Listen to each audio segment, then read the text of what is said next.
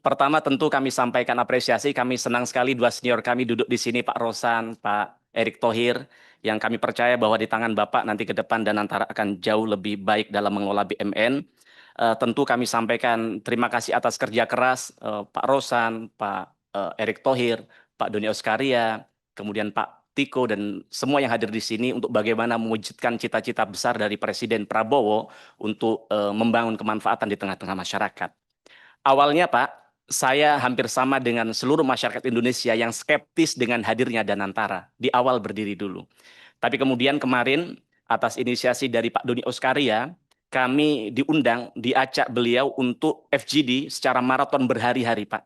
Untuk beliau memaparkan berbagai hal soal RKAP di tahun 2025 ini dan menerima masukan sebanyak-banyaknya dari kami begitu. Dan dari FGD itu merubah cara pandang kami soal Danantara, Pak. Kami menyimak kemarin bahwa banyak sekali terobosan-terobosan dari Pak Doni Oskaria. Banyak juga ide-ide yang genuine yang kami lihat misalnya soal bagaimana penyelesaian hutang kereta cepat, Pak. Karena kalau ini tidak diselesaikan akan mengganggu akselerasi dari kereta api Indonesia yang dalam jangka panjang akan membunuh KAI yang selama ini menjadi transportasi tumpuan rakyat. Begitu juga soal restrukturisasi KUR. Begitu juga soal opsi-opsi penyelamatan terhadap BUMN-BUMN yang hari ini perlu kita selamatkan karena terkait dengan hajat hidup orang banyak dan banyak lagi yang lain yang kemudian menyadarkan kami bahwa Danantara ke depan tidak hanya hadir tapi juga memberikan energi baru bagi BUMN. Nah, tapi ada yang menarik dari salah satu kawan kami kemarin, mohon izin saya kutip di sini pernyataan Pak Sarmuji yang ini menjadi otokritik bagi kita semua bahwa sesuatu yang diusahakan oleh BUMN seringkali gagal dan merugi, Pak. Tapi kemudian kalau itu dikerjakan oleh swasta, justru untung dan sukses besar. Misalnya saja ketika pandemi COVID-19, banyak sekali industri farmasi kita kemudian tumbuh. Kami saja punya tetangga jualan masker, Pak. Hari ini berkembang pesat, bahkan dia bermigrasi ke industri yang lainnya begitu. Tapi kita lihat industri farmasi kita hari ini kita justru akan selamatkan itu karena tidak bisa optimal ketika diberikan privilege oleh pemerintah saat itu begitu. Begitu juga dengan jalan tol. Begitu juga dengan Perumnas. Bagaimana kita lihat hari ini developer-developer sukses tapi justru Perumnas dari tahun ke tahun minta bantuan pemerintah untuk penyelamatan begitu. Nah, sehingga kami sangat apresiasi, kami sangat optimis bahwa ke depan Danantara akan mampu untuk menggerakkan ekonomi masyarakat. Saya juga mencatat langkah-langkah besar yang dilakukan oleh Pak Rosan untuk bagaimana mendorong arah baru investasi strategis nasional. Kalau semua rencana ini Pak Rosan dilakukan dalam koridor hukum, kalau dilakukan dengan mengedepankan kepentingan rakyat, kami di Komisi 6 akan sangat mendukung setiap langkah Bapak. Nah, tapi tentu dalam rangka check and balance pada kesempatan hari ini kami ingin menyampaikan beberapa hal agar kemudian Danantara dan BUMN bisa tetap on the track, Pak. Yang pertama soal dividen BUMN yang diberikan kepada Danantara. Dividen BUMN adalah hak negara, hak rakyat, dan wajib dicatat dalam APBN. Nah, tapi hari ini praktik yang terjadi adalah dividen itu tidak lagi masuk ke kas negara. Tidak lagi dikelola oleh Kementerian Keuangan, tapi dialihkan ke Danantara, Pak. Nah, sekedar mengingatkan, kita ini kan sebagai fungsi kami untuk melakukan check and balance, ini bagian dari reminder kita semua atas rencana baik dari Danantara, bahwa ini bertentangan dengan pasal 23 Undang-Undang Dasar tahun 1945 yang menyatakan bahwa semua penerimaan negara harus dimasukkan dalam APBN dan dibahas bersama DPR, Pak. Nah, tapi kabarnya ke depan Danantara tidak berkewajiban melaporkan penggunaan dividen ke DPR. Nah, maka kami bertanya, siapa ke depan yang akan melakukan check and balance terhadap semua yang dilakukan oleh Danantara, Pak? Apakah kemudian seperti yang disampaikan oleh Pak Rosan tadi akan dilaporkan dan kepada Presiden? Jelas mustahil kalau setiap transaksi keuangan yang dilakukan oleh Danantara dilaporkan kepada Presiden karena Presiden urusannya sangat kompleks begitu, Pak. Nah, maka kami mengingatkan jangan sampai niat yang mulia, niat yang baik dari Danantara ini kemudian menjadikan Danantara negara dalam persoalan pengelolaan keuangan, Pak. Nah, padahal pengalihan dividen Danantara dampaknya sangat jelas. Negara hari ini kehilangan pemasukannya Nah, Kementerian Keuangan hari ini harus memutar otak untuk bagaimana menambal defisit. Yang kemudian maka lahirlah kebijakan-kebijakan yang membuat rakyat kita hari ini keringat dingin.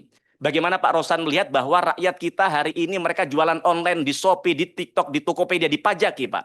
Bagaimana mereka, para influencer kita, para pekerja-pekerja digital kita, semua sekarang dipajakin. Bahkan kami dengar bahwa dalam waktu dekat, orang yang mendapatkan amplop di kondangan, di hajatan juga akan dimintain pajak oleh pemerintah. Ini tragis. Nah, sehingga ini membuat rakyat kami hari ini cukup menjerit, yang kemudian UMKM kita juga bingung, anak-anak muda kita di daerah-daerah hari ini yang jualan toko-toko online mulai berhitung ulang, Pak.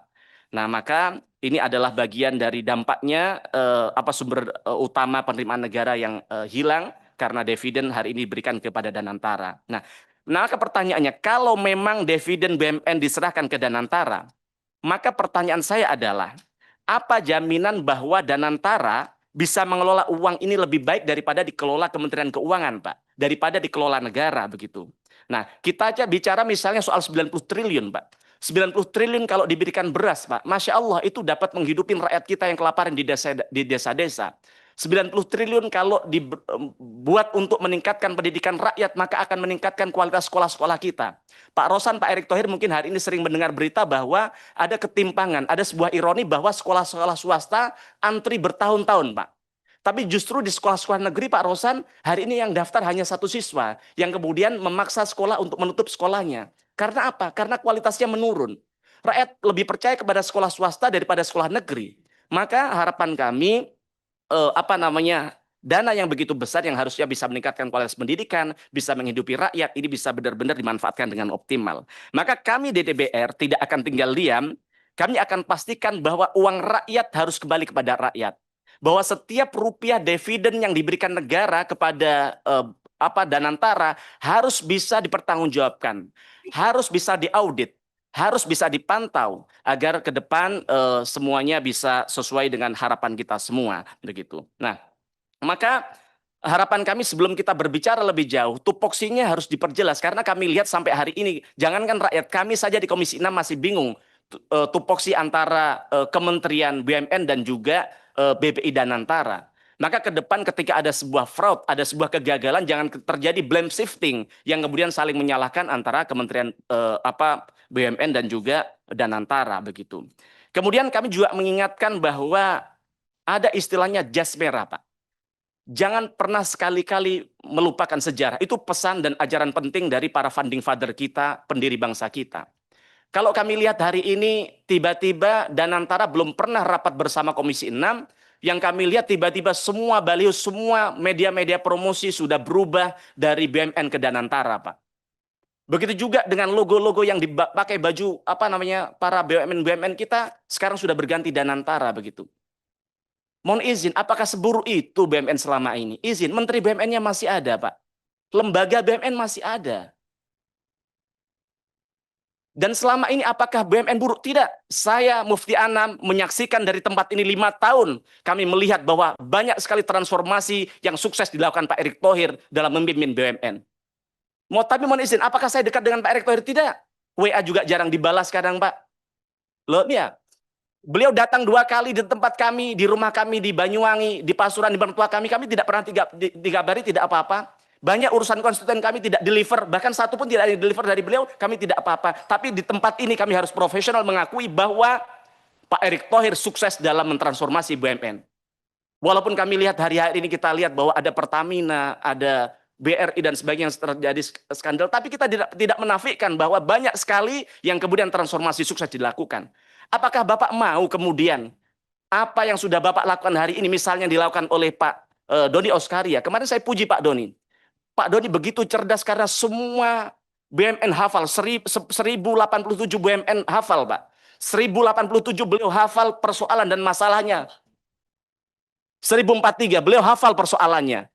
Saya saja di 5 tahun di tempat ini, jangankan mencari solusi, hafal nama-nama BUMN saja tidak hafal. Nah, apakah mau 5 tahun lagi ketika bapak-bapak sudah berdarah-darah, bagaimana menyelamatkan BUMN, kemudian nama bapak dilenyapkan dari apa yang bapak lakukan, begitu. Nah, harapan kami itu tidak. Yang kedua, kami ingin mengkonfirmasi soal utang. Mufti, tolong dipercepat karena ada 20, mohon maaf ya. Ini Iya. tidak membatasi, ada 26 pertanyaan Iya. teman-teman. Saya baru nomor 1 tanya. Ya, tolong ya. Saya baru nomor 1, Bos. Nah, nggak Ini apa-apa. saya baru nomor 2, izin. Iya. Beliau Tolong tadi dipercepat. 6 tanya. Saya punya 15 pertanyaan, saya hanya tanya 6. Saya sudah ngapunten. Ini bukan kritik, ini kecintaan kami kepada Danantara, begitu. Mohon izin Pak, kalau cara penyampaian saya seperti ini Pak, mohon maaf, saya ini 10 bersaudara. Mohon izin Pak Andre, saya 10 bersaudara Pak. Kami lahir dari keluarga miskin, abah saya hanya guru ngaji. Jadi kami ditempa dalam lingkungan yang keras, jadi sehingga cara bicara kami begini, tapi Bapak kalau tahu seperti teman-teman, hati kami tidak seperti apa yang kami sampaikan sebenarnya Pak. Begitu. Nah mohon izin Pak Andre. Yang kedua, soal utang 10 miliar US dollar Danantara. Soal utang 10 miliar US dollar yang akan diajukan Danantara kepada bank asing dalam bentuk multi currency, Pak. Nah, jujur kami sedikit kaget soal hal ini begitu, karena setahu kami Danantara diciptakan untuk bagaimana mengoptimalkan investasi, duit yang kita punya untuk investasi. Tapi ternyata juga menjadi bagian dari kepanjangan tangan pemerintah untuk melakukan hutang begitu. Maka kami ingin tanyakan soal hal itu, betul nggak utang 10 miliar US dollar? Untuk apa? Dan sekarang dividen yang sudah diberikan negara yang 90 triliun, bahkan kalau kita menyatir pernyataan Pak Rosan di media 150 triliun, bahkan kemarin ketika kami tanya ketika FGD ternyata hanya 140 triliun, itu duitnya kemana? Apa tidak cukup untuk melakukan akselerasi dan investasi begitu? Nah, kami hanya mengingatkan jangan sampai pinjaman 10 miliar dolar itu tidak menggunakan jaminan-jaminan yang terkait aset bangsa. Karena mohon izin kami saja melakukan pinjaman 10 juta Pak, itu harus gadaikan PBKB Pak. Nah, kami ingin tanyakan apa jaminan yang diberikan Danantara untuk meminjam 10 miliar US dollar yang ini menjadi salah satu pinjaman terbesar di Asia Tenggara. Kami ingin tanyakan soal itu. Jangan sampai ada, saya mengingatkan bahwa ada pasal dalam Undang-Undang nomor 3 dan pasal 33 Undang-Undang Dasar tahun 1945 Pak yang menyatakan bahwa aset-aset strategis bangsa harus dimanfaatkan sepenuhnya sebesar-besarnya untuk kepentingan rakyat, bukan untuk digadaikan begitu Pak. Nah, kemudian nomor 3 saya skip. Selanjutnya soal